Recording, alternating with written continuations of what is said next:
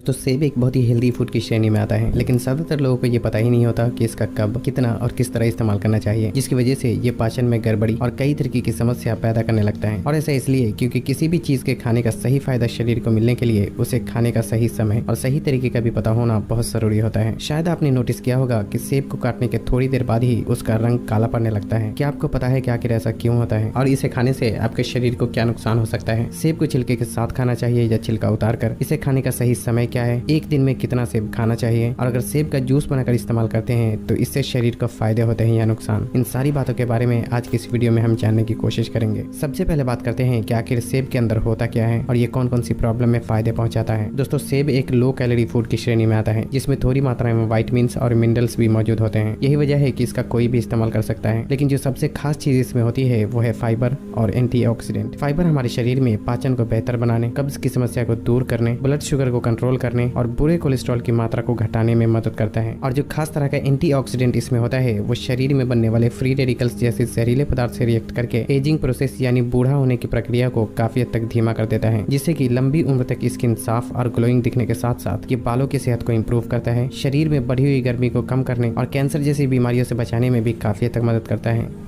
अब बात आती है कि एक दिन में कितना सेब खाना चाहिए। दोस्तों, वैसे तो किसी भी व्यक्ति के लिए एक दिन में एक सेब खाना भी काफी हो जाता है, लेकिन अगर कोई व्यक्ति एक से ज्यादा भी खाना चाहे तो इसमें कोई प्रॉब्लम नहीं है। साथ ही सेब को काटने के बाद उसे जितनी जल्दी हो सके खा लेना चाहिए, क्योंकि कटे हुए सेब में मौजूद जो पॉलीफेनॉल नाम का एंजाइम होता है वो ऑक्सीजन से रिएक्ट करके थोड़ी देर बाद ही नष्ट होने लगता है। और यही वजह है कि सेब को काटने के थोड़ी देर बाद ही उसका रंग डार्क ब्राउन में तब्दील होने लगता है। हालांकि काटे हुए सेब का बाद में भी इस्तेमाल कर सकते हैं, लेकिन ऐसे में ब्राउन हो चुके हिस्से को काट कर अलग कर देना चाहिए और बाकी के हिस्से का सेवन करना चाहिए। और उससे भी बेहतर यह है कि सेब को काटने के तुरंत बाद ही खाया जाए।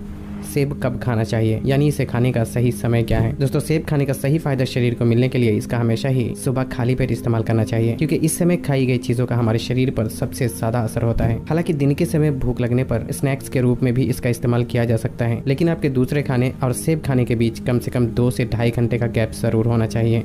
सेब कब नहीं खाना चाहिए? दोस्तों, खाना खाने के तुरंत बाद और रात के समय सेब या फिर किसी भी फल का इस्तेमाल नहीं करना चाहिए, क्योंकि ऐसा करने से ये पाचन में गड़बड़ी पैदा करने लगता है।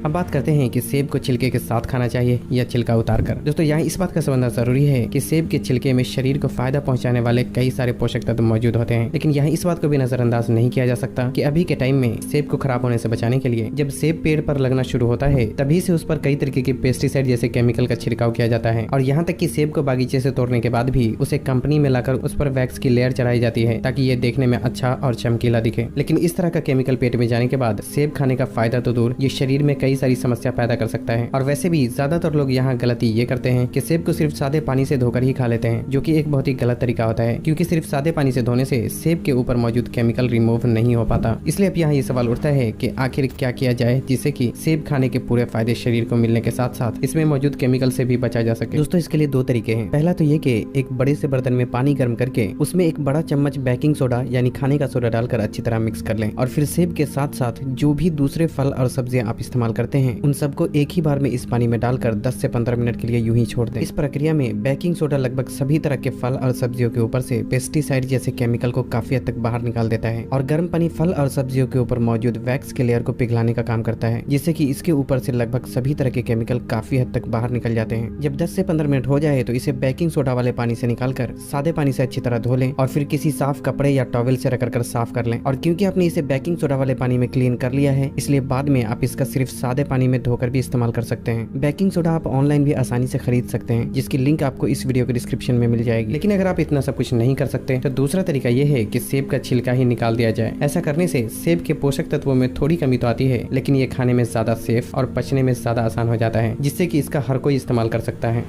अब बात करते हैं कि अगर सेब का जूस बनाकर इस्तेमाल किया जाए तो उससे शरीर को फायदे होते हैं या नुकसान। दोस्तों, सेब खाने का सबसे ज्यादा फायदा तब मिलता है जब इसे डायरेक्ट खाया जाए, क्योंकि सेब का इस तरह इस्तेमाल करने से उसमें मौजूद सभी तरह के पोषक तत्व बरकरार रहते हैं, जो कि शरीर में जाकर काफी हद तक फायदे पहुंचाता है। लेकिन इसका जूस या शेक बनाकर भी इस्तेमाल किया जा सकता है। हालांकि जूस बनाने के लिए जूसर में तेज रफ्तार में पीसने की वजह से ये गर्म हो जाता है, जिससे कि इसमें मौजूद एंजाइम, थोड़े विटामिन और मिनरल्स भी नष्ट हो जाते हैं। लेकिन फिर भी काफी हद तक पोषक तत्व इसमें बरकरार रहते हैं, जो कि शरीर को फायदा पहुंचाने पहुंचाता है, लेकिन सेब का जूस शरीर को नुकसान तब पहुंचाता है जब इसे जूस बनाने के बाद छान दिया जाता है, क्योंकि जूस को छानने से इसमें मौजूद फाइबर पूरी तरीके से बाहर निकल जाता है, जिससे कि ये एक हाई ग्लाइसेमिक फूड में बदल जाता है और तब ये जूस शरीर में जाने के बाद ब्लड शुगर को इंक्रीज कर देता है, जिससे कि ये शरीर को फायदा पहुंचाने के बजाय कई तरीके से नुकसान पहुंचाता है। इसलिए सेब को या तो डायरेक्ट खाना चाहिए या अगर जूस बनाकर पीते भी हैं तो उसे छानना बिल्कुल भी नहीं चाहिए। साथ ही अगर आप सेब और दूध को आपस में मिक्स करके शेक बनाकर पीते हैं तो आप इसका इस तरह भी इस्तेमाल कर सकते हैं, लेकिन याद रखें कि ऐसा करने से ये पचने में थोड़ा भारी हो जाता है, जो कि हर किसी को आसानी से डाइजेस्ट नहीं होता। इसलिए आपको इसमें दूध मिलाना चाहिए या नहीं, ये आपके पाचन शक्ति पर डिपेंड करता है। अगली वीडियो आप लोगों को किस टॉपिक पे चाहिए वो हमें कमेंट करके जरूर बताएं और तब तक के लिए अपना ख्याल रखें। अल्लाह हाफिज।